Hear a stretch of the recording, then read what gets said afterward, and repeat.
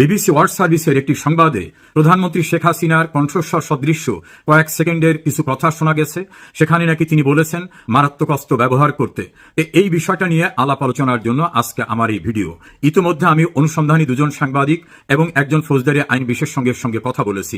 তাদের মতামতটাও প্রতিফলিত হবে আমার এই আলোচনার ভিতর থেকে। এখানে আলোচনায় এসেছে যে ওই সময় প্রধানমন্ত্রী শেখ হাসিনা ল এনফোর্সিং এজেন্সিকে হুকুম দিয়েছিলেন যে মারাত্মক অস্ত্র ব্যবহার করো, এবং সম্ভবত বিবিসি এই বিষয়টায় তারা স্যাটিসফাইড হয়েছে, তারা নিশ্চিত হয়েছে যে এটা শেখ হাসিনার কণ্ঠস্বর। এখন আলোচনায় এসেছে যে এই বিবিসি রিপোর্টটা নির্মোহ কিনা, এটা সাংবাদিকতার নীতিমালা অনুসরণ করা হয়েছে কিনা, এটা সম্পূর্ণ নাকি অসম্পূর্ণ একটি রিপোর্ট, সেটা নিয়ে আজকে আমার আলোচনা। প্রথম হচ্ছে, এই আলোচনায় শেখ হাসিনার যে কণ্ঠস্বরটা ব্যবহার করা হয়েছে, বিবিসি বলেছেন যে এটা তারা তাদের ল্যাবরেটরিতে টেস্ট করে পেয়েছেন, যে কোনো পরিবর্তন করা হয় নাই, এটা শেখ হাসিনারই কণ্ঠস্বর। অন্যদিকে বাংলাদেশের মানবতা বিরোধী অপরাধের যে ট্রাইব্যুনালের যিনি চিফ প্রসিকিউটর তাজুল ইসলাম, তিনি বলছেন এটা বিবিসির না, এটা আমাদের পরীক্ষায় প্রমাণিত হয়েছে, এটা শেখ হাসিনার কণ্ঠস্বর। এখন মানুষের ভিতর বিভ্রান্তি যে এটা কি বিবিসি বের করেছে না এটা কি ট্রাইব্যুনাল বের করেছে, এটা কার পরীক্ষা উত্তীর্ণ হয়েছে, আর বিবিসি কোন ল্যাবে পরীক্ষা করেছেন, সেই ল্যাবরেটরি কি অথরাইজড কোন ল্যাবরেটরি, বা ট্রাইব্যুনাল যাদের মাধ্যমে এটা পরীক্ষা করেছে সেটার কি সার্বজনীন গ্রহণযোগ্যতা আছে, এটা নিয়ে বিতর্ক সৃষ্টি হয়েছে। কারণ বাংলাদেশের পুলিশ প্রশাসনে এখন যারা আছে তারা অধিকাংশই দীর্ঘদিন আগে রিটায়ারমেন্টে চলে যাওয়া ব্যক্তি। তাদেরকে বাড়ির থেকে ধরে এনে তাদেরকে চুক্তিভিত্তিক চাকরি দিয়ে তাদের গায়ে নতুন করে পুলিশের ড্রেস বসিয়ে তাদেরকে এই কর্মকাণ্ডের ভিতরে রাখা হয়েছে। ফলে সেই দায়িত্ব যারা বাড়ির থেকে আসা ব্যক্তি, অর্থাৎ যারা ইন সার্ভিস ছিল, তাদের অধিকাংশের বিরুদ্ধে মামলা, বেশ কিছু জেলে 2 আইজিপি এবং সাবেক 2 মেট্রোপলিটন পুলিশ কমিশনার সহ অনেকেই জেলে, অনেকে পলাতক অবস্থায় আছে। এখন যারা শীর্ষস্থানীয় তারা কিন্তু বহু আগে রিটায়ারমেন্ট হয়ে চলে গেছিলেন, এবং অনেকের পারিবারিকভাবে আওয়ামী লীগ বিরোধী রাজনৈতিক কানেকশনও রয়েছে। সেই ব্যক্তিদের তৈরি করে দেওয়া রিপোর্টের আদৌ গ্রহণযোগ্যতা আছে কিনা সেটা একটি বিষয়। বিবিসি রিপোর্টের প্রসঙ্গে আসি। বিবিসি যে রিপোর্টটা করেছে, বাংলাদেশে ওই সময় যে সহিংসতা হয়েছিল, পুলিশকে মেরে টাঙিয়ে রাখা, 400-র উপরে থানা আক্রমণ করা, গর্ভবতী পুলিশ কনস্টেবল আর্তনাদ করে তার পেটে বাচ্চা তাকে বাঁচিয়ে রাখা হোক, এই নির্মম আর্তনাদের পরেও তাকে হত্যা করা হয়েছিল, সে বিষয়গুলো কিন্তু এখানে আসেনি। যারা প্রকাশ্যে বললেন যে মেটিকুলাস ডিজাইন করে আমরা এই ঘটনা ঘটিয়েছি, যারা আন্দোলনের নেতৃত্ব দিয়েছিলেন তারা বলছেন যে আমরাই মেট্রো রেলে আগুন দিয়েছি, পদ্মা সেতুতে আগুন দিয়েছি, আমরাই পুলিশকে হত্যা করেছি, আমরা যদি বিটিভি ভবনে আগুন না দিতাম তাহলে কিভাবে আন্দোলন হতো। নেতারা বলছেন যে 15 বছর যাবৎ আমরা এই পরিকল্পনায় ছিলাম কি করব।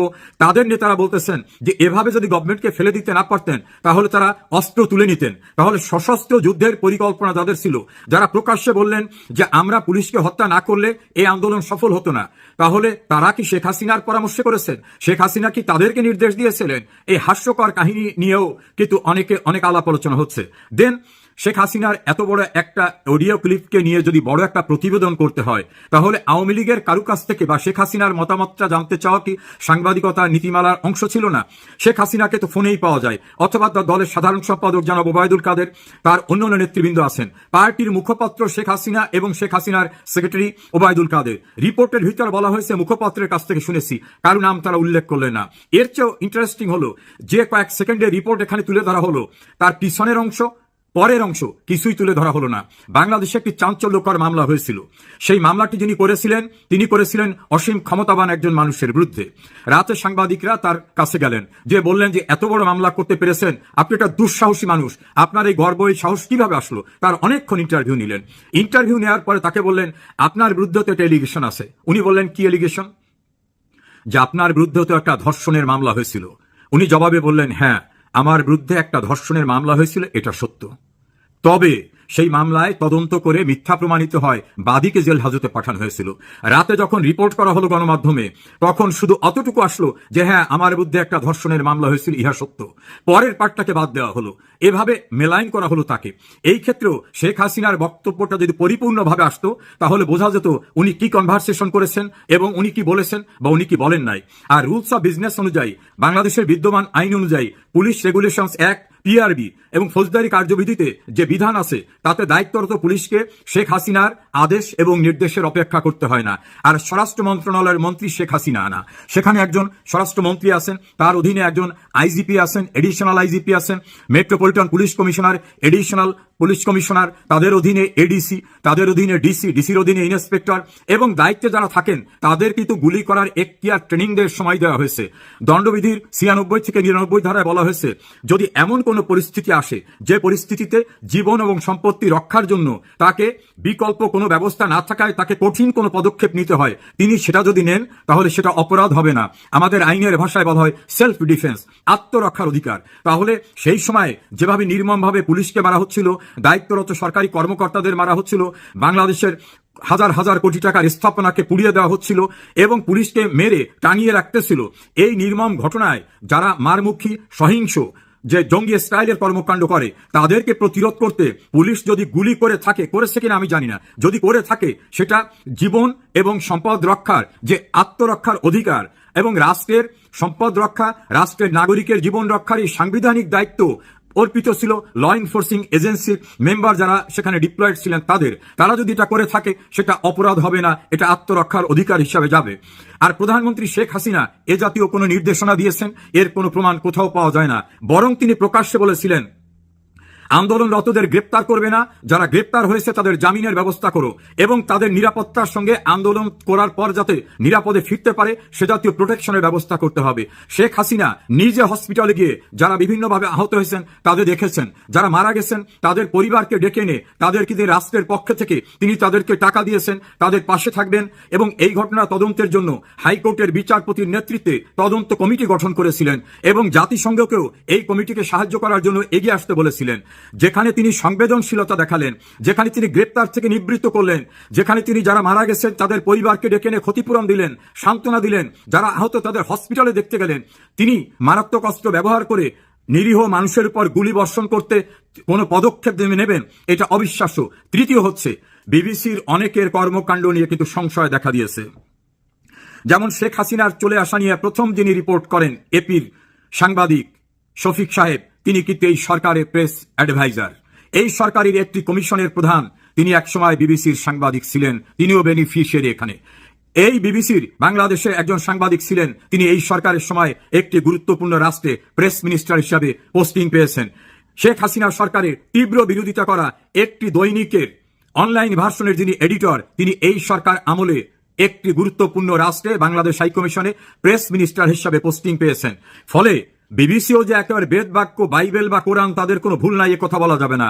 সেখানে আমাদের সংশয় যে শেখ হাসিনার ইন্টারভিউ না নিয়ে বা তার প্রতিনিধির ইন্টারভিউ না নিয়ে এবং তার বক্তব্যকে খণ্ডিত করে প্রচার করার মধ্য থেকে কি মেটিকুলাস ডিজাইনে যারা কাজ করেছিল তাদের পারপাস সার্ভ করা হলো কিনা এই প্রসঙ্গটা আসছে। কারণ সাংবাদিকতার নীতিমালা কারোর বিরুদ্ধে গুরুতর অভিযোগ আনতে গেলে তার আত্মপক্ষ সমর্থনের বক্তব্যটা সেখানে আসা উচিত ছিল। শেখ হাসিনা বাংলাদেশের একাধিকবারে নির্বাচিত প্রধানমন্ত্রী, তিনি বাংলাদেশের সবচেয়ে বড় রাজনৈতিক দলের প্রধান, তার আত্মপক্ষ সমর্থন করতে না দিয়ে বিবিসি কিভাবে নিশ্চিত হলো যে এই কণ্ঠস্বরটা তার? কদিন আগে বেগম খালেদা জিয়ার কণ্ঠস্বর নকল করে 58 কোটি টাকা আত্মসাতের একটি নিউজ আমরা দেখলাম এবং বর্তমানে তথ্য প্রযুক্তি এমন পর্যায়ে পৌঁছেছে যে আমার বা দর্শক শ্রোতা যারা আছেন আমাদের কণ্ঠস্বর হুবহু নকল করে কিন্তু এটা প্রচার করা যায়। কাজী শেখ হাসিনার কণ্ঠস্বর হিসাবে যেটাকে উল্লেখ করে প্রচার করা হলো, আমার ধারণা এটা তার কণ্ঠস্বর নয়, কারণ আমি খুব ঘনিষ্ঠভাবে ওই সময়টাকে পর্যবেক্ষণ করেছি। প্রধানমন্ত্রী শেখ হাসিনা সহিংসতাকে উস্কে দেন নাই। যেমন হোলি আর্টিজানের সময়ের যে ঘটনা, সেই ঘটনার কি ভয়াবহতা ছিল, তখনও কিন্তু দায়িত্ব পালনের তৎকালীন আইজি, র্যাবের প্রধান, স্বরাষ্ট্রমন্ত্রী তারা কাজ করেছেন। আর এই অর্ডারটা শেখ হাসিনা কখন দিয়েছেন? কোনো দিন তারিখের কথা বলা হয়নি, এই রিপোর্টে বলা হয়নি শেখ হাসিনা কাকে ফোন করেছিলেন। যদি ফোনই করতে হয় তাহলে শেখ হাসিনা ফোন করবেন স্বরাষ্ট্রমন্ত্রীকে, তিনি তো স্বরাষ্ট্রমন্ত্রীকে নির্দেশ দেবেন, স্বরাষ্ট্রমন্ত্রী আইজিকে দেবেন, আইজি দেবেন সেখান থেকে র্যাবের প্রধান বা মেট্রোপলিটন পুলিশ কমিশনারকে। শেখ হাসিনা পুলিশের সঙ্গে কথা বলেছেন, তিনি পুলিশকে বলছেন গুলি ব্যবহার করো। এই জাতীয় অসম্পূর্ণ নীতি নৈতিকতা বহির্ভূত একটা রিপোর্টের মধ্য থেকে ব্রিটিশ ব্রডকাস্টিং কর্পোরেশন তার গ্রহণযোগ্যতা, তার ইমেজ প্রচন্ডভাবে প্রশ্নবিদ্ধ করেছেন। ইতোমধ্যে এই রিপোর্টের বিরুদ্ধে বিবিসিতে আনুষ্ঠানিকভাবে অভিযোগ দায়ের করা হয়েছে। আমরা আশা করব বিবিসি কর্তৃপক্ষ এই বিষয়টা তদন্ত করে দেখবেন এবং এই রিপোর্টে যাদেরকে নিরপেক্ষ আইনজীবী বলা হয়েছে, যারা যুদ্ধাপরাধীদের পক্ষে লবিস্ট হিসাবে নিয়োজিত হয়েছিলেন, তাদের মতামতকে নিরপেক্ষ ভাবার কোনো কারণ নাই। যারা যুদ্ধ অপরাধীদের পক্ষে টাকা খেয়ে পক্ষ অবলম্বন করেছিলেন, সেই মানুষদেরকে বুদ্ধিজীবী সাজিয়ে, নিরপেক্ষ সাজিয়ে যদি এই রিপোর্টটাকে সমৃদ্ধ করার চেষ্টা করা হয়, তাহলে প্রমাণিত হয় না যে এই রিপোর্টটা অসৎ উদ্দেশ্যে না। আর সিআইডিতে এখন যারা দায়িত্ব পালন করেছেন তারা অনেকেই শেখ হাসিনা এবং তার দলীয় বা তার সরকারের যারা তাদের বিরুদ্ধে কাজ করার জন্য রাজনৈতিক এজেন্ডায় আদেশপুষ্ট